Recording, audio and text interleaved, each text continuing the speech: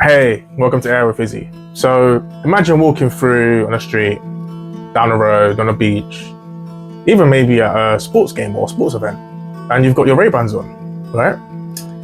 And instead of you picking up your phone to ask questions, go on ChatGPT or Gemini, you can do it all through the notion of your glasses. Now, this is amazing. This is something that Mark Zuckerberg has recently released, well, not really released, but more so an update version to the previous version, but it's said to be more powerful, more impactful, and more AI driven than ever before. Now, imagine being able to record and send videos, record and send voice messages. It can even show you a heads-up display on where to go and navigate for you. This is more powerful than what the previous version had, and this is something that Mark Zuckerberg is releasing to the public. Now, in my case, we're now seeing the days of having our phones for answering questions and taking photos. Could it be replaced by glasses? Some may say it's more efficient and more effective. Some may say it's not adequate enough in terms of not being able to have the right megapixels. Can it capture different angles as opposed to what a phone can do? This is a really, really big bet from Mark Zuckerberg. And to be fair, the previous version had a really success rate. And there's no reason to doubt him on having a huge success rate for this one. If I was you, I'll probably start thinking about investing in Ray-Bans very soon, because I'm going to very soon as well. Now, these are not the picture version, unfortunately, but maybe my next video, I'll show you what it looks like. All right, so I'm going to talk you through what the changes are, how they work, how they're supposed to work, and what to expect from them. Let's get into the video now.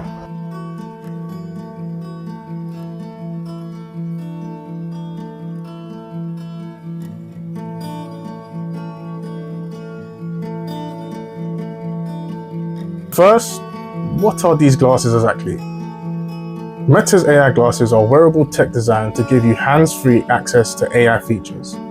Some of the key features like voice commands, you can ask questions, get help with navigations, translations, and many more. Its built-in camera for capturing photos and videos, and potential whispers of an AI-enhanced editing, auto-framing, stabilization. The real-time notification and context awareness. This enables reminders, AI overlay of useful info. For example, weather updates, or resetting your calendars. It also has and promises integration with Meta's ecosystem. So think of Facebook, Instagram, WhatsApp, and possibly Horizon. Perhaps, depending on the model that you go for and the shades that you want to acquire, it doubles as a normal eyewear.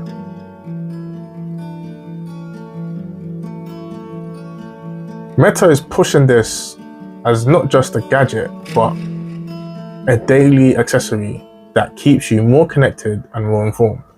There's really, really big improvements here.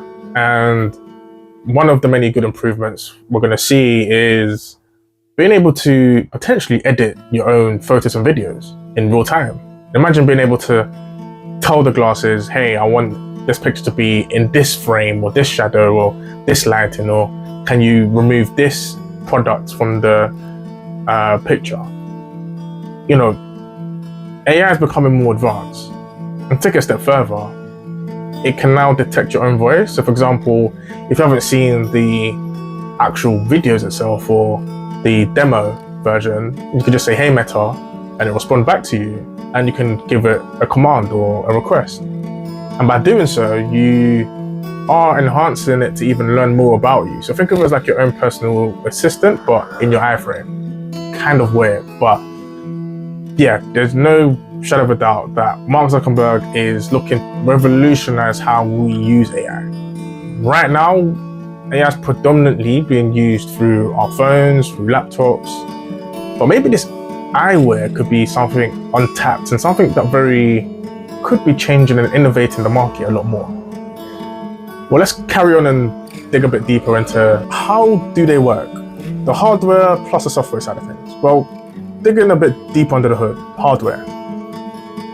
Lightweight frame, battery life is critical. Meta needs to balance weight versus usage time. Cameras and sensors for voice detection, environment sensing, maybe eye tracking. Microphone array for voice capture with background noise suppression. And let's talk about the software. AI models on board and all cloud-based, some tasks handled locally, others by Meta servers. Well, majority will be done by Meta servers.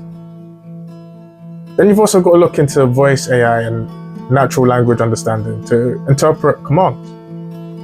This goes into the voice commandment, being able to recognize your voice. And then we've got augmented reality, holographic overlay potential. Meta may provide visual overlays if the glasses have transparent display or audio cues. And then we're going to talk about privacy controls. How data is stored, how can it be accessed, what data is shared, and do users have consent? Meta probably uses its Llama family or maybe internal models to power the AI.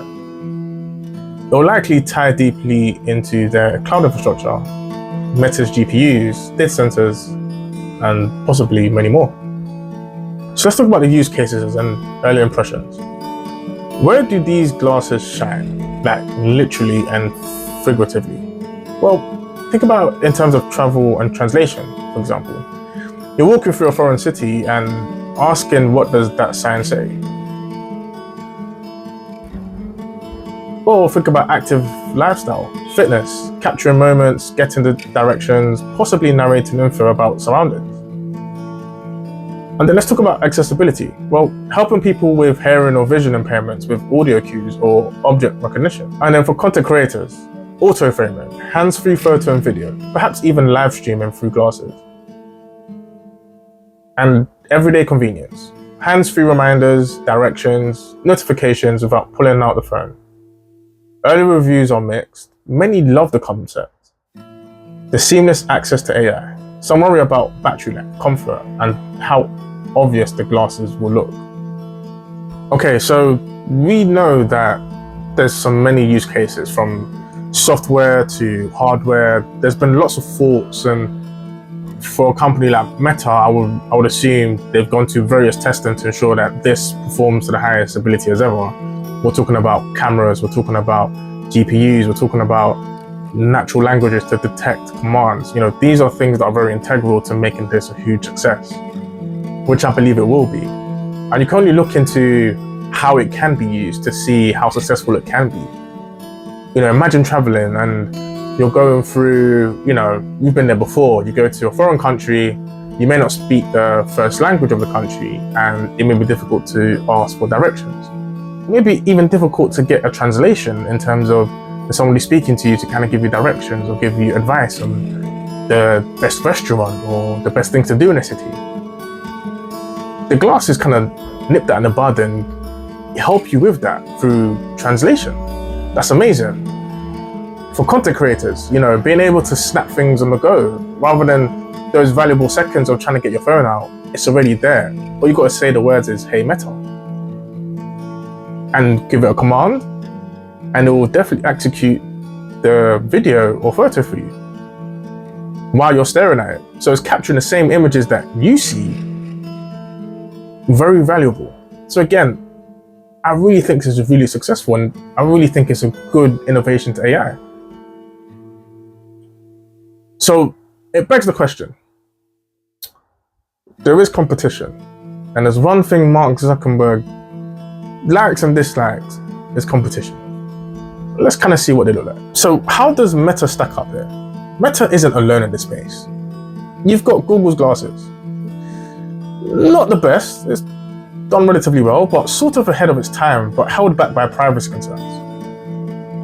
Then you've got Snapchat spectacles, good for video, augmented reality fun, but less about an AI system. And we can't talk about Meta's AI glasses, we talk about Apple Visions Pro.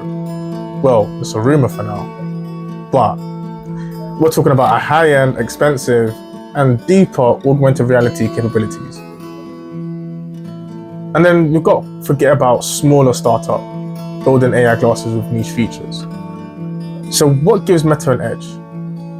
Well, the ecosystem integration.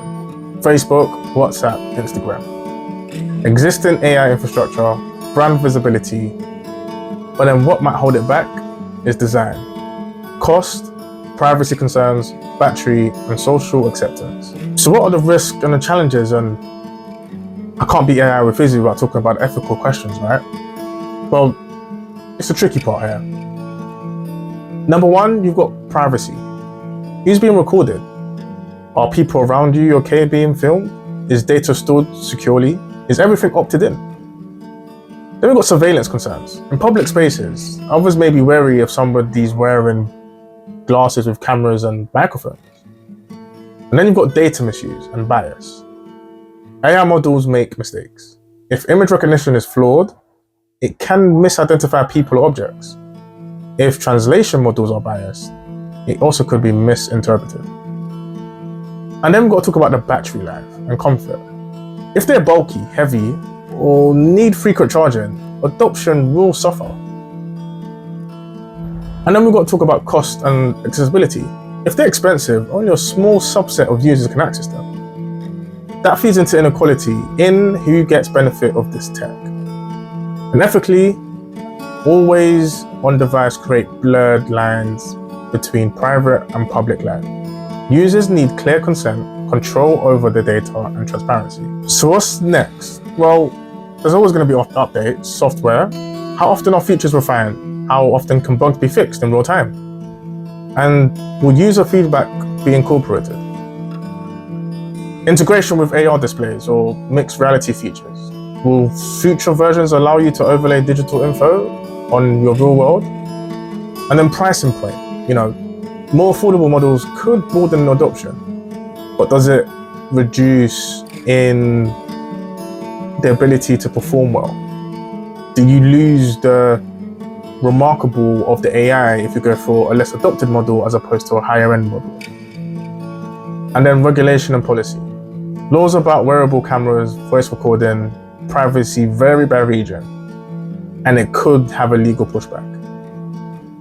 And then we talk about developer ecosystem. Third-party apps, extensions could unlock new uses. Bit of a backstory on me, actually. I remember when the first ever Meta launch of these glasses were, before they even introduced, I signed up to be part of a focus group in the UK for it. And this was years ago. And I literally found it to be quite clunky when I tried it on. I remember it was me and a group of like 15 people. The age group was between 20 to 25 at the time.